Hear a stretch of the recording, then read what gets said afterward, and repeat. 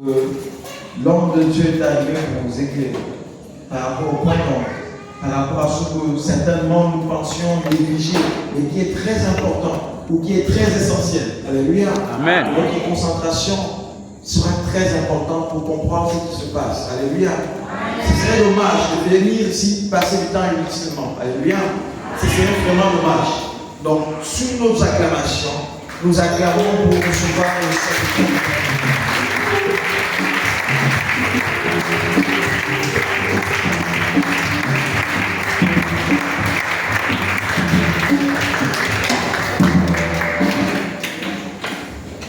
Alléluia.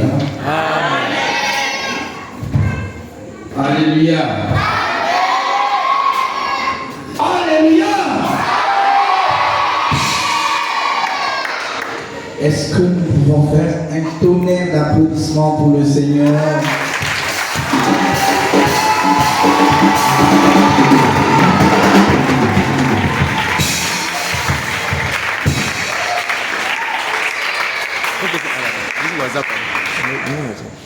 Alléluia. Vous savez, le Seigneur n'a pas encore commencé, mais il a déjà commencé. Pendant que j'entrais dans ces lieux, j'entendais l'homme de Dieu dire que ce programme est pour toi et non pour les autres. Quelqu'un m'entend? Ce programme est pour toi et non pour les autres. Et pendant qu'il parlait ainsi, je regardais à l'esprit du thème. Je regardais à l'esprit du thème le séminaire. Le Seigneur te dit, réveille-toi, toi qui dors. Le Seigneur ne dit pas réveillez-vous. Il dit réveille-toi. Et la compréhension de ce terme, je m'accorde à un l'homme de Dieu qui pense que le séminaire est d'abord pour toi et non pour les autres. Amen. Alléluia. Vous savez, Dieu peut organiser de tels moments tout simplement parce qu'il a un problème à régler avec une seule personne. Et là, quand je repars dans la parole de Dieu, la Bible déclare que chaque jour suffit sa paix. Assurément, tu as déjà entendu parler de cette parole. Assurément, tu as déjà été prêché. Donc, enseigné autour de ce thème. Mais ce que j'aimerais te dire ce soir, c'est t'amener à te poser la question de savoir pourquoi le Seigneur insiste-t-il la pensée de me recommander à me réveiller. Qu'est-ce qui se cache derrière cette parole? Alléluia. Amen. Alléluia. Amen. Je me suis prêt à présenter. Je suis peut-être à ma 3e fois de venir ici au cours de cette année. Je suis votre frère, votre père, votre grand-père et votre humble serviteur. Nous voulons ensemble apprendre des choses de la part du Seigneur. Je vous ai dit que pendant que j'entrais ici, j'ai déjà reçu mon message au travers du prédicateur. La Bible dit, généralement, la Bible déclare que pendant que tu enseignes, tu crois enseigner aux autres, mais tu t'enseignes toi-même. Ouais. Je vous dis que c'est pendant que j'ai foulé mes plantes de pied dans la maison du Seigneur que j'ai entendu l'homme de Dieu le dire. Et j'ai entendu autre chose pendant que la servante de l'Éternel a pris le micro. Il pouvait m'amener à me mettre cette attitude de demander au Seigneur de m'envoyer le réveil. Quelqu'un m'entend-il? En fait, le Seigneur donne à celui qui demande.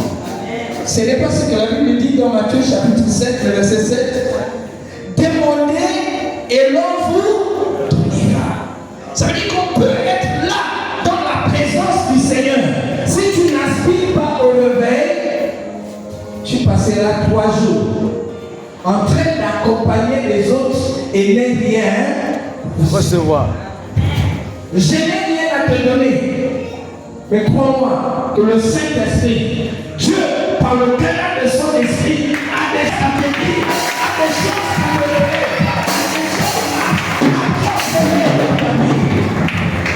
c'est pourquoi je voudrais que tu te tiennes debout. Je voudrais que tu m'aides ce soir. Tu vas répéter après moi. Seigneur Jésus.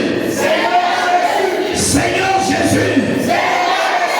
Ce programme n'est pas un programme de plus,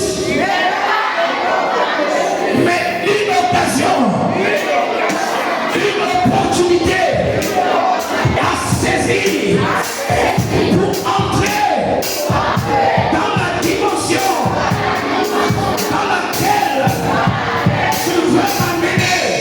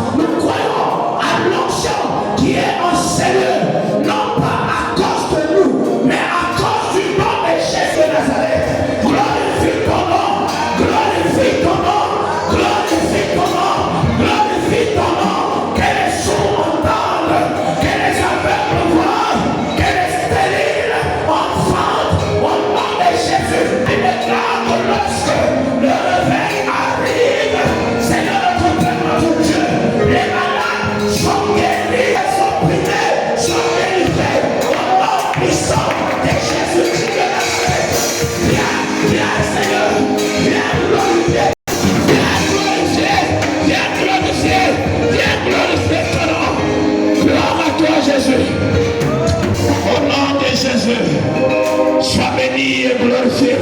Est-ce que nous pouvons ensemble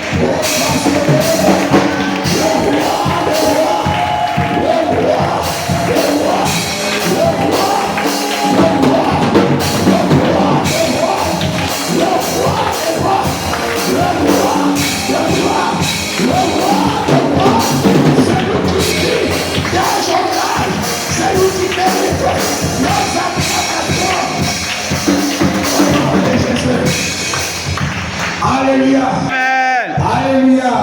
Amen. Est-ce que tu peux t'asseoir sur la tête de ton ennemi?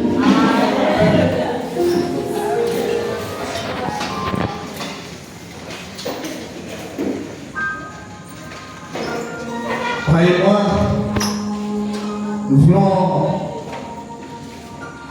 rappeler à tous que ce n'est pas moi, mais c'est le Seigneur qui fera. Et Dieu fera pour les âmes disposées. Dieu fera pour les assoiffés. Alléluia. Amen. Pendant ces 3 à 4 jours que nous serons ensemble, le Seigneur voudrait nous édifier. Je le disais dans mes propos introductifs, que nous pouvons avoir reçu une prédication du même thème, tirée d'un même livre de la Bible, mais avec des prédicateurs différents. Sauf que chacun représente selon l'onction que le Seigneur lui accorde. Alléluia. Amen. Alléluia. Amen. Croyez-moi, aussi vrai que la Bible déclare que à chaque jour suffit sa peine, j'ai envie de dire qu'à chaque jour suffit sa grâce. Amen. Et Dieu sait pourquoi il insiste sur certaines choses.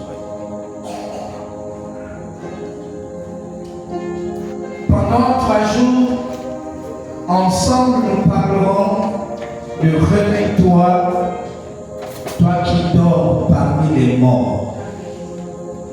Réveille-toi, toi qui dors parmi les morts. Ça ne semble rien dire, mais c'est très profond. Alléluia. Ce thème est donc tiré d'un livre. Le texte qui nous a été donné, c'est le texte de Éphésiens, le chapitre 5, le verset 14. Mais en lisant la Bible, il m'a plu bon de partir depuis le verset 8 pour que nous comprenions de quoi il est question. Alléluia. Amen. Voici ce qui est écrit donc pour ceux qui ont des Bibles. Permettez que nous honorons la parole de Dieu, si ça ne vous dérange pas.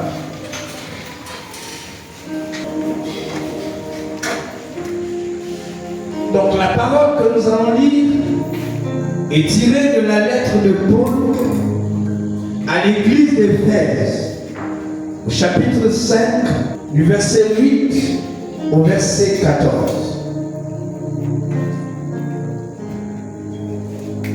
La Bible dit ce qui suit. Autrefois, vous étiez, et maintenant, autrefois, vous étiez ténèbres, et maintenant, vous êtes lumière dans le Seigneur. Marchez comme des enfants de lumière, car le fruit de la lumière consiste en toutes sortes de bonté, de justice et de vérité. Examinez ce qui est agréable au Seigneur et ne prenez point part aux œuvres infructueuses des ténèbres, mais plutôt condamnez-les.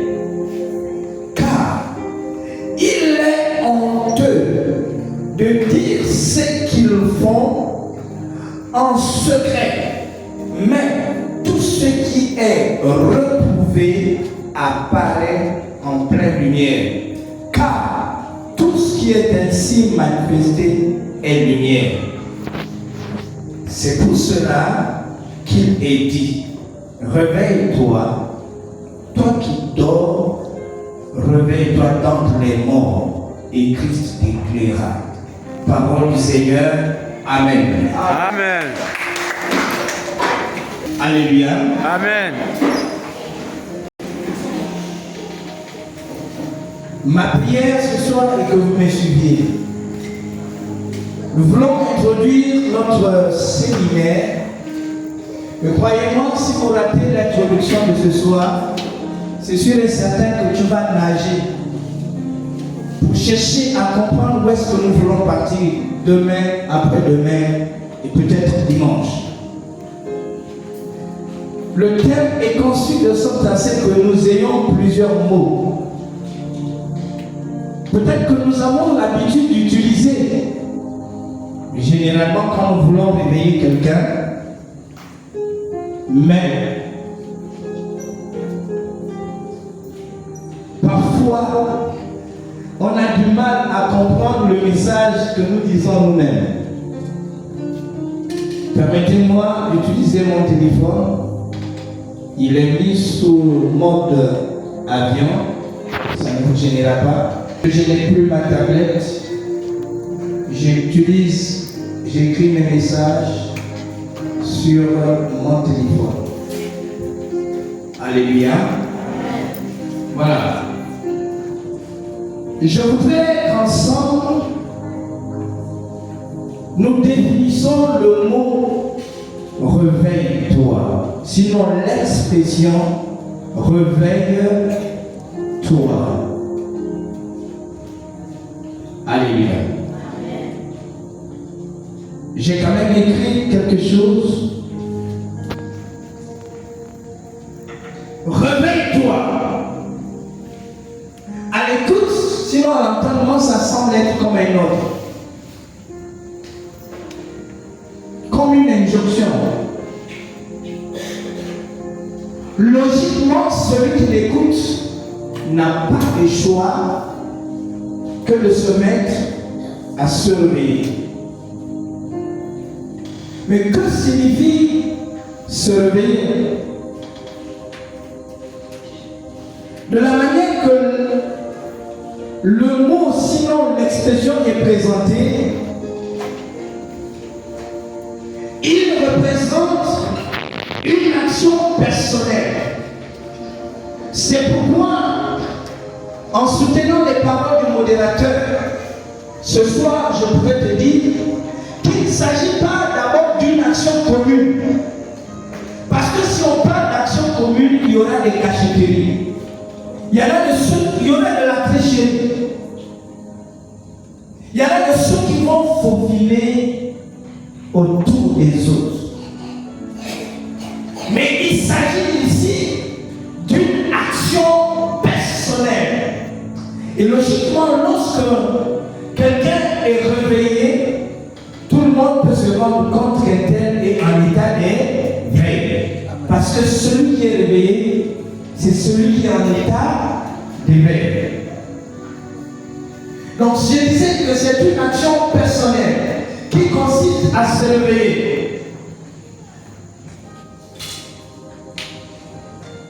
Et si nous partons dans les textes originels, nous sommes tous conscients que le Nouveau Testament a été écrit en grec. Et le mot qu'ils ont utilisé et qui désigne se réveiller ici a une autre explication. Ce n'est plus seulement le fait de se réveiller, mais c'est le fait de se lever. Le fait de se mettre en action. Alléluia. Or, on ne peut pas dire à quelqu'un de se réveiller si en effet il ne présente pas l'aspect de quelqu'un qui est en train de dormir. Ou bien, c'est une expression que nous disons tous à la maison. Surtout quand on a à la maison un enfant qui dort, habitués du soleil. Les vacances sont arrivées, c'est là où les vrais paresseux de la maison vont être connus. Parce que beaucoup de nos enfants se cachent derrière l'école. Certains ne veulent pas travailler et ils se cachent derrière l'école. Et quand ils ne veulent pas travailler, généralement, ils passent son temps à dormir. Alléluia. Alléluia. Et lorsque nous repartons dans la culture biblique, lorsqu'on parle du sommeil, le sommeil symbolise l'état d'inconscience. Le sommeil symbolise ici l'état où quelqu'un ne peut rien faire, où il ne peut rien reconnaître. Et on dit même que quand quelqu'un dort, il n'est pas différent du mort. Je ne sais pas si c'est vrai. Parce que lorsqu'il dort, il ne connaît plus rien. Et lorsqu'on ne connaît plus rien, ça veut dire qu'on est dans un état d'inconscience. Et pas une inconscience physique, mais une inconscience spirituelle. J'aimerais aimé, je vous l'ai dit, le modérateur m'a tellement précédé. Et pendant que j'ai entré dans ces propos introductifs, il nous le disait. Alléluia. Alléluia. Amen. Alléluia. C'est un état d'esprit. Lorsqu'on parle du sommeil, ici on parle d'un état d'esprit, mais qui a des implications physiques. Amen. Hein? Le sommeil, il est spirituel. Mais il a des implications physiques. C'est-à-dire que lorsque quelqu'un est possédé par le sommeil, vous ne pouvez pas voir le sommeil, mais vous voyez plutôt quelqu'un qui est en train de... Je ne sais pas si je me fais comprendre. Alléluia. Quand quelqu'un dit j'ai sommeil, vous ne pouvez pas voir le sommeil avec les yeux physiques, mais vous voyez qu'il a sommeil parce que de façon physique, soit ses paupières commencent à se fermer, ou encore parce que de façon physique, il est allongé, il ne peut plus rien, il est en train de ronfler. Vous savez, quand quelqu'un ronfle parfois, ça fait honte, non? Il y a des gens qui se gênent de dormir devant les autres, ou encore avant les autres, parce qu'ils savent que quand il dort, il ronfle. Et généralement, il attend que les autres dorment avant, et lui, il vient dormir après, de peur de gêner les autres. Et lorsqu'il vient dormir, même s'il ronfle comme je ne sais quel moteur, il ne peut plus rien craindre parce qu'il est dans un état d'inconscience. Alléluia. Alléluia. Alléluia. Si nous revenons sur le plan spirituel, ceci nous amène à comprendre qu'en réalité, quelqu'un peut être dans le sommeil spirituel, mais sans se rendre compte qu'il est en train de dormir.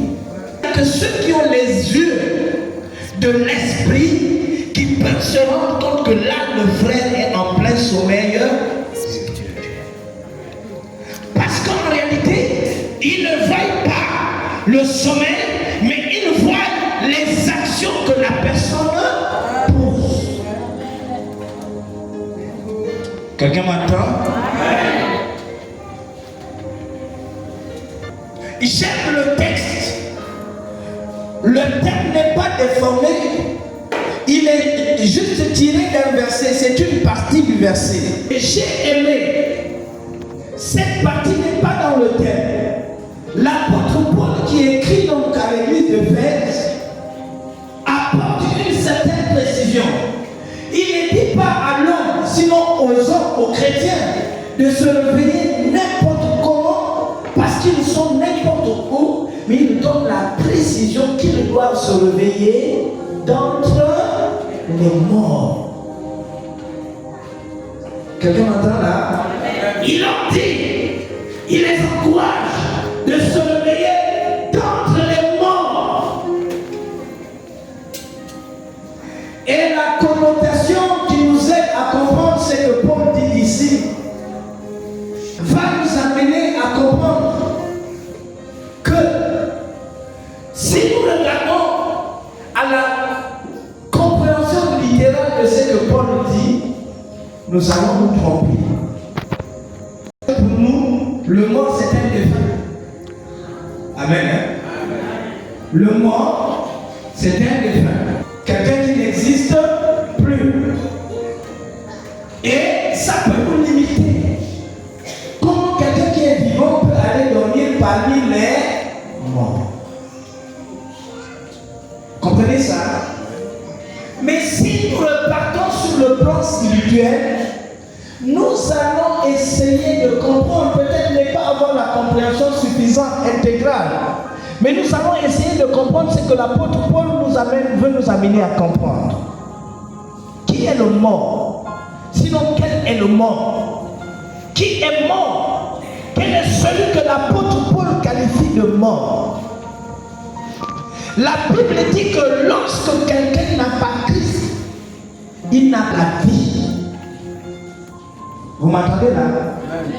Celui qui n'a pas le Fils de Dieu n'a pas la vie. Or, si quelqu'un n'a pas la vie, il est comment? L'opposé de la vie, c'est quoi? La mort. C'est la mort. L'opposé de la vie, c'est la mort. Et si l'apôtre Paul qui parle là, il ne s'adresse pas à n'importe qui, il s'adresse aux chrétiens. Il s'adresse aux chrétiens de l'église d'Éphèse. Et ce soir, il ne s'adresse pas aux chrétiens de l'église d'Éphèse, il s'adresse aux chrétiens de l'église de Bamidi. Alléluia. Alléluia. Amen. Et lorsque l'apôtre Paul, Dieu par l'entremise de Paul nous dit de nous réveiller parce que nous dormons d'entre les morts, ce n'est pas qu'autour de nous il y a des morts installés, les gens qui n'ont plus le souffle de vie, que l'on considère comme morts. Mais la Bible considère comme mort toute personne qui n'a pas Jésus en lui. Alléluia. Amen. Alléluia. Ton voisin qui n'a pas Jésus, c'est un mort. Ton mari qui n'a pas Jésus, c'est un mort. Ton condisciple de classe qui n'a pas Jésus, c'est un mort qui s'ignore. Ton collègue de travail qui n'a pas Jésus, c'est un mort qui s'ignore. Amen. Et la Bible dit, Paul te dit ce soir que toi qui es chrétien, tu dois te réveiller du milieu d'eux. Alléluia. Alléluia. Amen. Le contexte est clair. Ce qui se passe, c'est que l'apôtre Paul, en écrivant cette lettre à l'église d'Éphèse, répondait à un besoin particulier. L'église d'Éphèse était dans un contexte particulier. Ils étaient tous païens.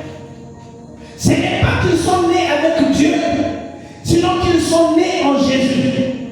Ils sont tous nés païens. Au service de l'idolâtrie, au service du syncrétisme, au service de tout genre de péché, comme nous pouvons le constater dans notre milieu. Et il est arrivé un temps qu'ils ont rencontré le Christ. Ils ont donné leur vie à Jésus. Alléluia. Mais, depuis qu'ils avaient donné leur vie à Jésus, il n'y avait pas de transformation dans leur vie, de sorte à porter des œuvres que Dieu attend voir dans la vie de ceux qui appartiennent à Jésus. Alléluia. Alléluia. C'est paradoxal. Dieu, en nous sauvant, il sait là où il nous amène. Dieu, en nous sauvant, il sait là où il veut nous amener. Il n'y a rien que nous pouvons faire pour tenter de convaincre Dieu à accepter notre manière de vivre. Le royaume fonctionne avec des principes qui lui sont propres. Dans cette partie du pays, de la capitale de la province romaine, ça se passe en Asie mineure. Le peuple était idolâtre. Le peuple était débauché. Le peuple était dans toute pratique qui ne glorifiait pas le nom de Jésus. Les mœurs étaient dépravées. Il n'y avait plus un sens à la vie. Et ceci s'est manifesté non pas seulement dans le milieu païen, mais même dans l'église. Amen. Quelqu'un m'entend? Est-ce que tu m'entends? Amen. Ça veut dire qu'au lieu qu'on trouve ces actions mauvaises hors de l'église, on les trouvait aussi dans l'église. Et ceux qui étaient dans l'église pratiquaient ce qu'on appelle le syncrétisme, c'est-à-dire le mélange de la vie chrétienne avec les pratiques du monde. C'est en ce moment, Paul qui a créé cette église d'Éphèse, loin là où il était, lorsqu'il a entendu que dans l'église d'Éphèse il y avait ces pratiques, c'est pourquoi il va écrire cette lettre en leur disant, depuis le verset 8, que autrefois vous étiez ténèbres. Amen. Autrefois vous étiez ténèbres parce que vous marchiez selon les choses de ce monde, selon la connaissance que vous aviez de ce monde, selon les choses qui ont accueilli votre naissance, votre adolescence. Quelqu'un m'entend? Peut-être que tu es né dans un contexte où les gens n'entendaient parler que du bruiti. Peut-être que tu es né dans un contexte où les gens n'entendaient parler que du jobi. Peut-être que tu es né dans un contexte où les gens passaient du temps à se battre. Peut-être que tu es né dans un contexte où les gens étaient avares, n'aimaient pas partager aux autres. Peut-être que tu es né dans un contexte où les gens ne pouvaient se satisfaire sans l'immoralité sexuelle, où les gens pouvaient aller d'homme en homme, les femmes pouvaient aller d'homme en homme sans se fatiguer, ou encore les hommes pouvaient aller de femme en femme sans jamais se gêner. Et venir en Christ, au lieu d'avoir des vies transformées, on développe les mêmes. Et Paul dit, ça, c'était autrefois. Vous aviez raison de le faire parce que vous étiez dans les...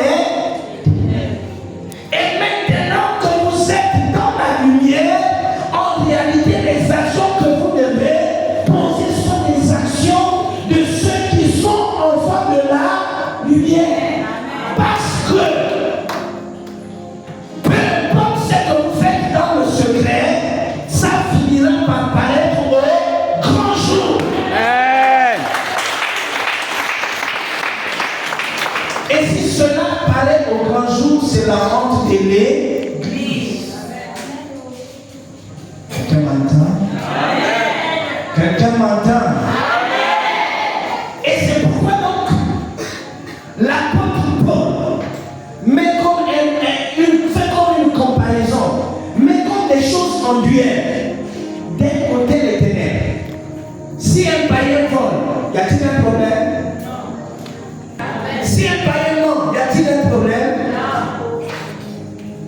un païen tue, y a-t-il un problème? Il n'y a pas de problème. Quelqu'un m'entend? Alléluia. Non, écoutez pas bien. La Bible veut, Dieu veut nous aider à comprendre que, en réalité, quand quelqu'un est encore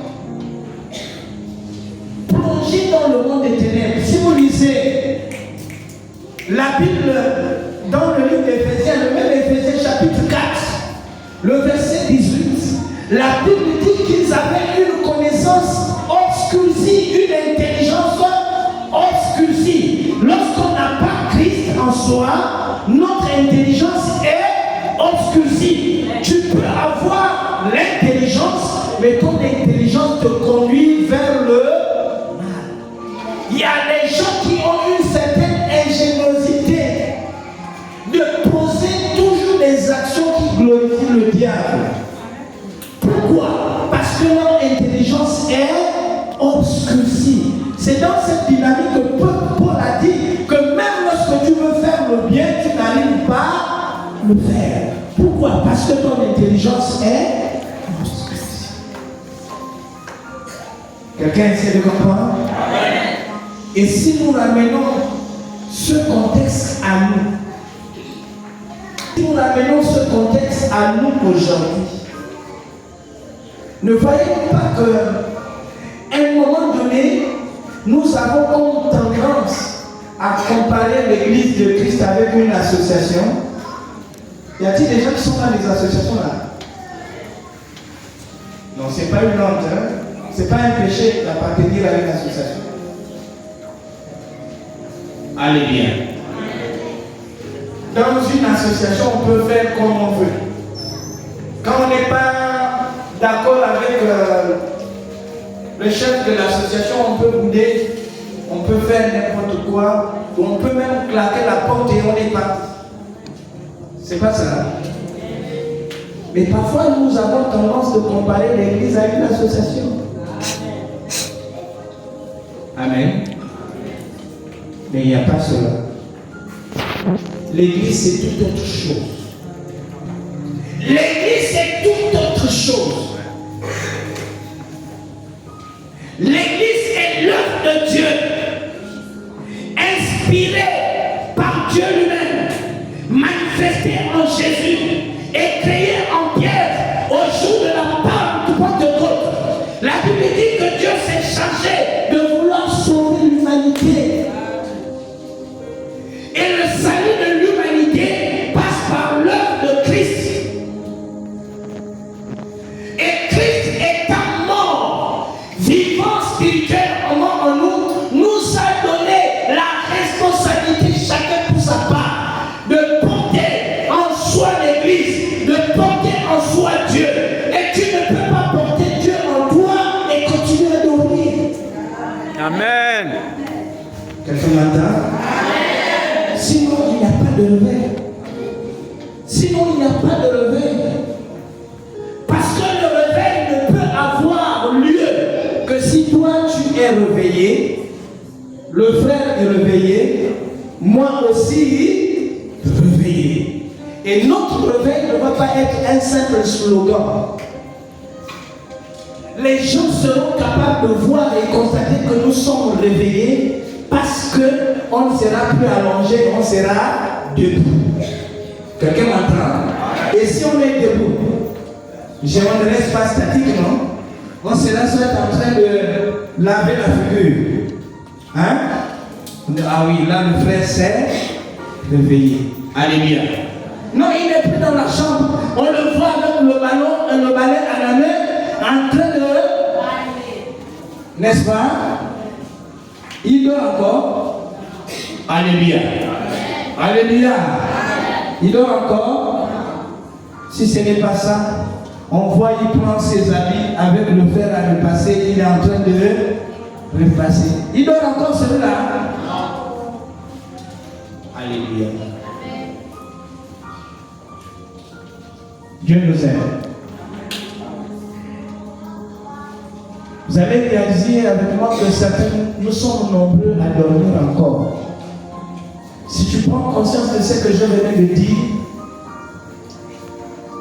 assurément, tu t'accorderas avec moi, tu dors encore. Alléluia. J'ai envie de poser la question de savoir, est-ce que ton voisin du quartier sait que tu es en éveil?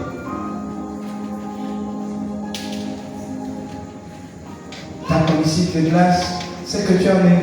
Peut te dire que tu es en éveil?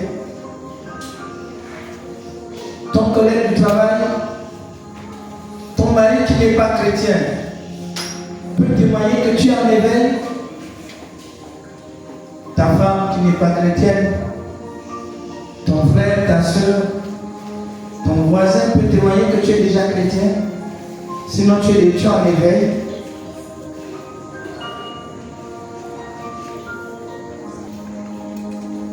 Alléluia. Alléluia. Amen. Il s'agit de toi que nous allons parler pendant ces 4 jours. Je vous le dis, il y a des besoins de réveil à Bobiti. Ce n'est pas un programme entre eux. Dieu ne t'a pas vu en éveil et qu'il est venu t'imposer de te réveiller. Assurément, Dieu a vu que tu dors encore. Tu ronfles encore sans jamais faire attention que tu es en train de dormir. Assurément, si tu étais en éveil, l'église de Christ ne serait pas ce qu'elle est aujourd'hui.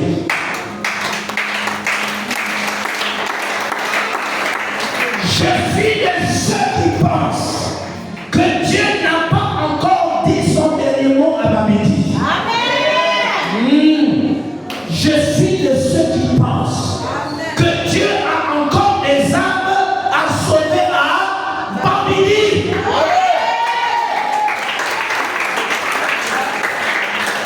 Est-ce que vous pouvez réaliser que si Bamidi, la société est encore en vie, c'est peut-être parce que vous êtes encore là?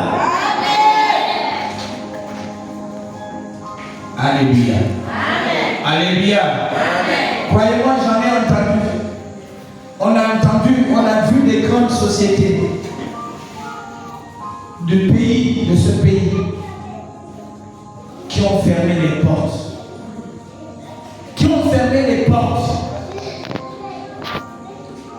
Et si Dieu permet que notre société demeure, c'est parce que tu es là. Ah, je me disais que quelqu'un pouvait dire bien amen. C'est parce que tu es là. Ne néglige pas les prières que tu fais au sujet de la survie de cette société. Dieu gagne. Je vous dis Dieu gagne. Dieu gagne. Si toi tu ne vois pas que Dieu gagne, Dieu gagne. Lorsque toutes les fois que vous vous mettez en campagne d'évangélisation et qu'une âme soit sauvée, Dieu dans le ciel est dans la joie. Et il ne peut pas permettre qu'une telle œuvre fasse. Maintenant le problème se trouve où? Le problème se trouve au niveau où? C'est vrai que Dieu permet que par sa grâce, les âmes soient sauvées par ton œuvre. Mais le problème ne se limite pas à ce niveau. Est-ce que toi qui annonces l'évangile, tu es toi-même en est? Point d'interrogation.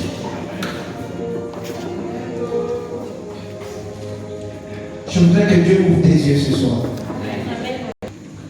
Ça semble bien, mais c'est beaucoup de choses. Ça semble bien, c'est beaucoup de choses. Quand je regarde à l'église Alliance chrétienne, je vous le dis, j'ai hâte de soit une église, on nous compare même à une église éveillée. Mais j'ai souvent des larmes aux yeux. Une église qui devait se reconnaître par sa capacité d'évangéliser mon frère. Une église missionnaire, devenue des missionnaires. Ah ouais, Jésus. Quand vous faites des campagnes d'évangélisation, vous retrouvez à combien? Alléluia. Amen. L'évangélisation est devenue la responsabilité des évangélistes. Les responsabilité des intercesseurs. La louange, la responsabilité des chants. Regardez comment vous dansez tout de suite là. Peut-être parce qu'il n'y avait pas le piano.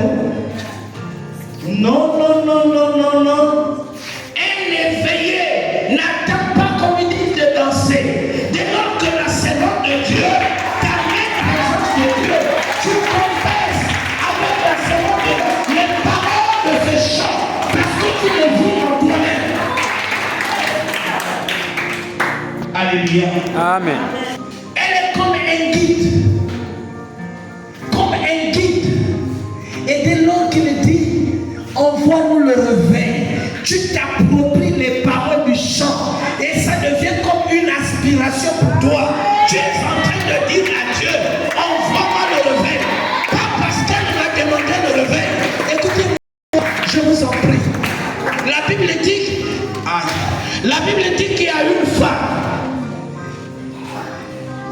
Selon ses travaux ménagers, c'est par là que je vais chuter pour ce soir. À cause de ses travaux ménagers, elle avait l'habitude d'aller puiser de l'eau au puits. Mais un jour, pendant qu'elle va puiser de l'eau au puits, il va rencontrer un homme extraordinaire. La Bible dit qu'il n'avait pas soif. Il venait pour susciter en cette femme ce qu'elle ne connaissait pas. Au-delà du fait qu'elle avait l'habitude de venir puiser de l'eau, mais elle était encore en train de dormir. Parce qu'il y avait une mentalité en elle qui la retenait captive.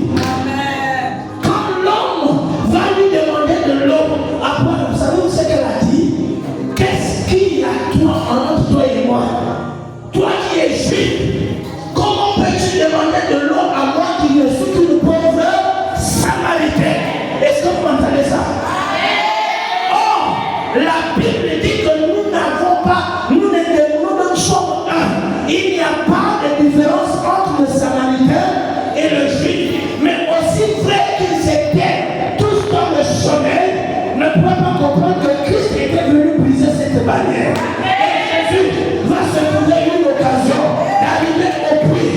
Il va voir cette femme et va demander de l'eau à cette femme. La femme va raisonner. Et c'est quand Jésus va lui dire que si tu connaissais, qui te dit donne-moi de l'eau à boire, assurément tu ne devais plus pouvoir comme une vraie samaritaine. C'est vraiment à boire. Mais une chose m'intéresse, c'est que lorsque Christ, dans la dimension prophétique, a commencé à détailler sa vie, et lorsqu'il a dit, va, la femme est partie. Quand elle est partie, annoncée au village, les autres se sont accourus. Ils sont venus en masse voir Jésus. La Bible dit qu'après rencontrer Jésus, ils ont dit à la femme, non pas parce que tu as dit, nous avons cru, mais à côté d'aujourd'hui, nous croyons parce que nous avons cru de nos propres yeux. C'est important, bien aimés frères et sœurs. Sortons du christianisme des slogans. Sortons du christianisme qui consiste à proclamer les choses sans jamais les vivre. Encore capable d'accomplir chaque parole à la lettre. Comme au temps de la création, la Bible dit, lorsqu'il a dit que la lumière soit, la lumière fut. Et en ce temps de la fin, Dieu est encore capable. Est-ce que tu peux acclamer le Seigneur? Tu peux embrasser le roi qui vit, le roi qui vit, le ressuscité du troisième jour, celui qui est venu annoncer le réveil à part midi, non pas comme nous avons l'habitude de l'annoncer. Jésus, viens glorifier ton nom. Viens glorifier ton nom. Nous voulons t'appeler Seigneur. Ah! Nous voulons t'appeler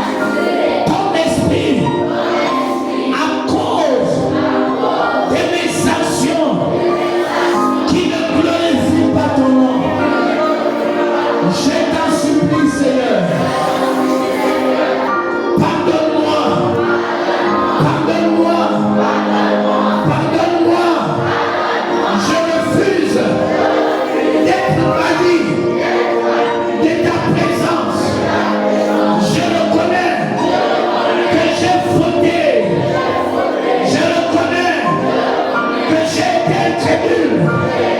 Je reconnais que j'ai été maître de ma propre vie, malgré le fait que j'étais connu.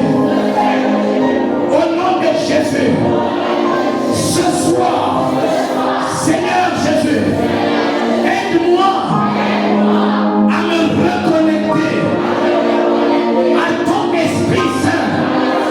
Au nom de Jésus, au nom de Jésus, la Bible déclare que c'est le Saint-Esprit qui a la capacité de me convaincre de pécher.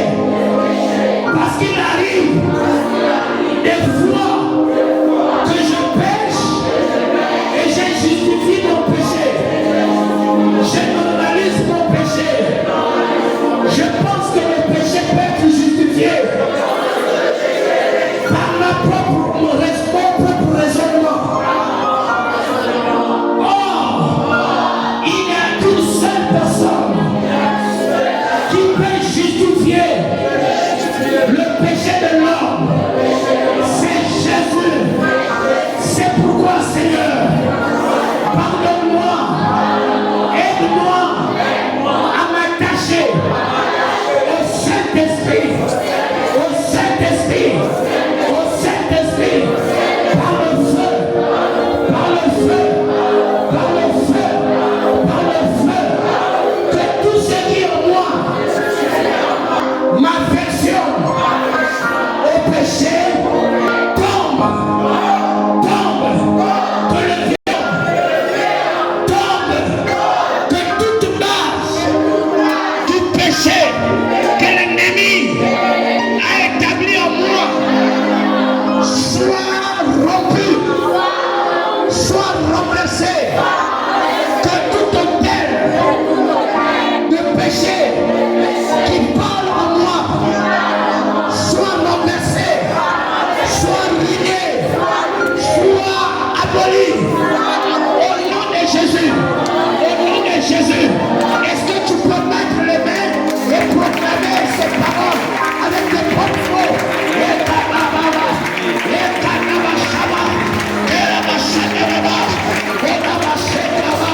Au nom de Jésus, au nom de Jésus, au nom de Jésus, au nom de Jésus, au nom de Jésus, au nom de Jésus, au nom de Jésus, au nom de Jésus, au nom de Jésus, au nom de Jésus, au nom de Jésus, au nom de Jésus, au nom de Jésus,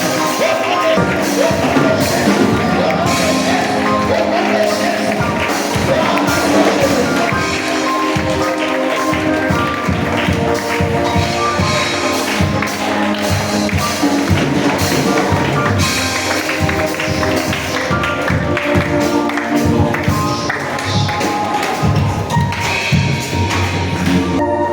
Disons merci encore parce que tu as encore apporté ta lumière, qui nous a pleinement éclairés dans différents points ce soir. Et avec nous prions pleinement pour la continuité de ce moment. Nous prions pleinement afin que tu nous éclaires davantage, Seigneur, par rapport à ces instants, par rapport à ce programme, parce que ce programme appartient à chacun d'entre nous, dans le nom puissant de Yeshua HaMashiach. Merci de nous éveiller davantage. Merci de gloire de chasser en nous le vieil homme. Merci de gloire de chasser en nous toute présence qui ne t'honore pas, toute présence qui permet à ce que nous puissions perdurer dans le péché, que cela soit chassé dans le nom de Yeshua HaMashiach. Yahweh soit glorifié, soit exalté. Que la gloire et la puissance te reviennent. C'est dans le nom de Yeshua HaMashiach que nous disons Amen.